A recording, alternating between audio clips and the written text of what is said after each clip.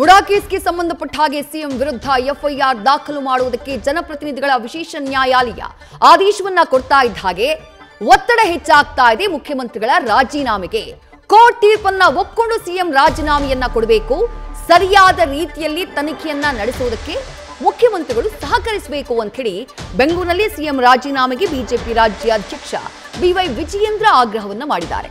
ಯಾವುದೇ ತನಿಖೆಗೆ ಹೆದರಲ್ಲ, ತನಿಖೆ ಎದುರಿಸುವುದಕ್ಕೆ ಸಿದ್ಧ ಅಂತ ಖುದ್ದು ಸಿಎಂ ಹೇಳಿದ್ದಾರೆ.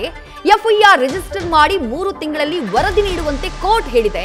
ಆದ್ರೆ ನಾನು ಯಾಕೆ ರಾಜೀನಾಮೆ ನೀಡಬೇಕು ಅಂತ ಹೇಳಿ ಸಿಎಂ ಹೇಳ್ತಿದ್ದಾರೆ. ಬಿಎಸ್ವೈ ಮೇಲೆ ಆರೋಪ ಬಂದಾಗ ಸಿದ್ದರಾಮಯ್ಯ ಏನ್ ಹೇಳಿದ್ರು ಅಂತ ಪ್ರಶ್ನೆ ಮಾಡಿದ್ದಾರೆ, ವಾಗ್ದಾಳಿ ಮಾಡಿದ್ದಾರೆ ಬಿಜೆಪಿ ರಾಜ್ಯಾಧ್ಯಕ್ಷ ಬಿವೈ ವಿಜಯೇಂದ್ರ. 3 ತಿಂಗಳಲ್ಲಿ ವರದಿಯನ್ನು ನೀಡಬೇಕು ಅಂತೇಳಿ ಈಗಾಗಲೇ ವಿಶೇಷ ಜನಪ್ರತಿನಿಧಿಗಳ ನ್ಯಾಯಾಲಯ ಈಗ ಆದೇಶವನ್ನು ಮಾಡಿದೆ. ಇವತ್ತು ಅದರ ಅರ್ಥ ಮೈಸೂರಿನ ಲೋಕಾಯುಕ್ತ ಪೊಲೀಸರು ದೂರುದಾರ ಸ್ನೇಹಮಯಿ ಕೃಷ್ಣ ಅವರು ಇವತ್ತು ಬಂದಿರತಕ್ಕಂಥ ತೀರ್ಪಿನ ಆದೇಶದ ಪ್ರತಿಯನ್ನು ತೆಗೆದುಕೊಂಡು ಯಾವ ಸಂದರ್ಭದಲ್ಲಿ ಅಲ್ಲಿ ನೀಡ್ತಾರೆ ತತ್ಕ್ಷಣ ಎಫ್ಐಆರ್ ಅನ್ನ ರಿಜಿಸ್ಟರ್ ಮಾಡಬೇಕಾಗ್ತದೆ, ತನಿಖೆ ಪ್ರಾರಂಭ ಮಾಡಬೇಕಾಗ್ತದೆ. ಯಾರ ವಿರುದ್ಧ? ಈ ರಾಜ್ಯದ ಗೌರವಾನ್ವಿತ ಮುಖ್ಯಮಂತ್ರಿಗಳು ಸಿದ್ದರಾಮಯ್ಯನವರ ವಿರುದ್ಧ ಎಫ್ಐಆರ್ ಅನ್ನು ರಿಜಿಸ್ಟರ್ ಮಾಡಿ ಈ ಮೈಸೂರಿನ ಮೂಢ ಹಗರಣವನ್ನ ಬಹಳ ಗಂಭೀರವಾಗಿರ್ತಕ್ಕಂಥ ಆರೋಪಗಳೇನು ಕೇಳಿ ಬಂದಿದೆ, ಇದ್ರ ಬಗ್ಗೆ ಸಮಗ್ರವಾಗಿ ತನಿಖೆ ಮಾಡಿ 3 ತಿಂಗಳಲ್ಲಿ ವರದಿಯನ್ನ ಕೊಡಬೇಕು ಅಂತೇಳಿ ಇವತ್ತಿನ ವಿಶೇಷ ನ್ಯಾಯಾಲಯ ತೀರ್ಪನ್ನು ನೀಡಿರ್ತಕ್ಕಂಥದ್ದು. ಈ ಸಂದರ್ಭದಲ್ಲಿ ಮಾನ್ಯ ಮುಖ್ಯಮಂತ್ರಿಗಳ ಹೇಳಿಕೆಯನ್ನು ನನಗೆ ಗಮನಿಸ್ತಾ ಇದ್ದೆ. ಮುಖ್ಯಮಂತ್ರಿಗಳು ಹೇಳಿದ್ದಾರೆ, ಈ ವಿಶೇಷ ನ್ಯಾಯಾಲಯದ ತೀರ್ಪನ್ನು ನನ್ನ ಗಮನಕ್ಕೆ ಬಂದಿದೆ,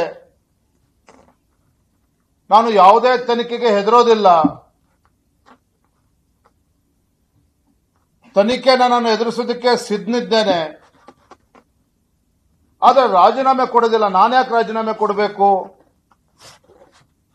ಅನ್ನುವ ವಿಚಾರವನ್ನ ಮಾನ್ಯ ಸಿದ್ದರಾಮಯ್ಯನವರು ತಿಳಿಸಿದ್ದಾರೆ. ಇವತ್ತು ಕೂಡ ಹೇಳಿದ್ದಾರೆ ಮಾಧ್ಯಮದ ಮುಂದೆ. ನಿನ್ನೆ ಹೈಕೋರ್ಟಿನ ಆದೇಶ ಬಂದಂತ ಸಂದರ್ಭದಲ್ಲೂ ಕೂಡ ಮುಖ್ಯಮಂತ್ರಿ ಸಿದ್ದರಾಮಯ್ಯನವರು ಆರೋಪಗಳು ಬಂದಿದ್ರು ಸಹ ನಾನ್ಯಾಕೆ ರಾಜೀನಾಮೆ ನೀಡಬೇಕು ಅಂತೇಳಿ ಸಿದ್ದರಾಮಯ್ಯನವರು ಹೇಳಿದ್ದಾರೆ. ಎಲ್ಲೋ ಒಂದ್ ಕಡೆ ಸಿದ್ದರಾಮಯ್ಯನವರು ಮರ್ತಿದ್ದಾರೆ. ಹಿಂದೆ ಸನ್ಮಾನ್ಯ BS ಯಡಿಯೂರಪ್ಪನವರು, ಅಂದಿನ ಮುಖ್ಯಮಂತ್ರಿಗಳು,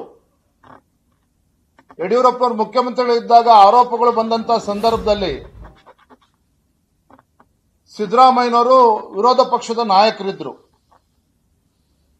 ವಿರೋಧ ಪಕ್ಷದ ನಾಯಕರಾಗಿದ್ದಂತ ಸಿದ್ದರಾಮಯ್ಯನವರು ಯಡಿಯೂರಪ್ಪನವ್ರ ಮೇಲೆ ಆರೋಪಗಳು ಬಂದಾಗ ಏನ್ ಹೇಳಿದ್ರು ಅನ್ನೋದನ್ನ ಒಂದು ಕ್ಷಣ ನಾನು ನೆನಪು ಮಾಡಿಕೊಳ್ಳೋದಕ್ಕೆ ಇಚ್ಛೆ ಪಡ್ತೇನೆ. ಸೊ ಹಾಗಾಗಿ ಭಾರತೀಯ ಜನತಾ ಪಾರ್ಟಿ ಭ್ರಷ್ಟ ಕಾಂಗ್ರೆಸ್ ಸರ್ಕಾರದ ವಿರುದ್ಧ ಹಾಗೂ ಭ್ರಷ್ಟ ಮುಖ್ಯಮಂತ್ರಿಗಳ ವಿರುದ್ಧ ನಿರಂತರವಾಗಿ ಹೋರಾಟಗಳನ್ನು ಮಾಡ್ಕೊಂಡು ಬಂದು ಬೆಂಗಳೂರಿನಿಂದ ಮೈಸೂರಿಗೆ ಪಾದಯಾತ್ರೆನ ಮಾಡಿ ಮೈಸೂರು ಚಲೋನ ನಡೆಸಿ ಖಾಸಗಿ ದೂರಿನ ಆಧಾರದ ಮೇಲೆ ರಾಜ್ಯಪಾಲರು ಇವತ್ತು ತನಿಖೆಗೆ ಅನುಮತಿಯನ್ನು ನೀಡಿ ರಾಜ್ಯಪಾಲರ ಆದೇಶವನ್ನ ರಾಜ್ಯದ ಉಚ್ಚ ನ್ಯಾಯಾಲಯ ರಾಜ್ಯಪಾಲರು ನೀಡಿರ್ತಕ್ಕಂಥ ಆದೇಶ ಕ್ರಮಬದ್ಧವಾಗಿದೆ ಅಂತೇಳಿ ಹೇಳಿದರೂ ಸಹ ರಾಜ್ಯ ಉಚ್ಚ ನ್ಯಾಯಾಲಯದ ತೀರ್ಪಿನ ನಂತರದಲ್ಲಿ ಇವತ್ತು ಕೆಳ ನ್ಯಾಯಾಲಯ, ವಿಶೇಷ ನ್ಯಾಯಾಲಯ ಮೈಸೂರಿನ ಮೂಢ ಹಗರಣದಲ್ಲಿ ಸಮಗ್ರವಾಗಿ ತನಿಖೆ ನಡೆಯಬೇಕು, ಮೈಸೂರಿನ ಲೋಕಾಯುಕ್ತ ಪೊಲೀಸರು ಎಫ್ಐಆರ್ ರಿಜಿಸ್ಟರ್ ಮಾಡಿ ತನಿಖೆ ನಡೆಸಬೇಕು ಅಂತೇಳಿ ಆದೇಶ ಮಾಡಿದಂತ ಈ ಸಂದರ್ಭದಲ್ಲಿ ಗೌರವಾನ್ವಿತ ಮುಖ್ಯಮಂತ್ರಿಗಳು ಸಿದ್ದರಾಮಯ್ಯನವರು ಹಿಂದೆ ವಿರೋಧ ಪಕ್ಷದ ನಾಯಕರಿದ್ದಾಗ ಹೇಳಿರ್ತಕ್ಕಂಥ ಮಾತು,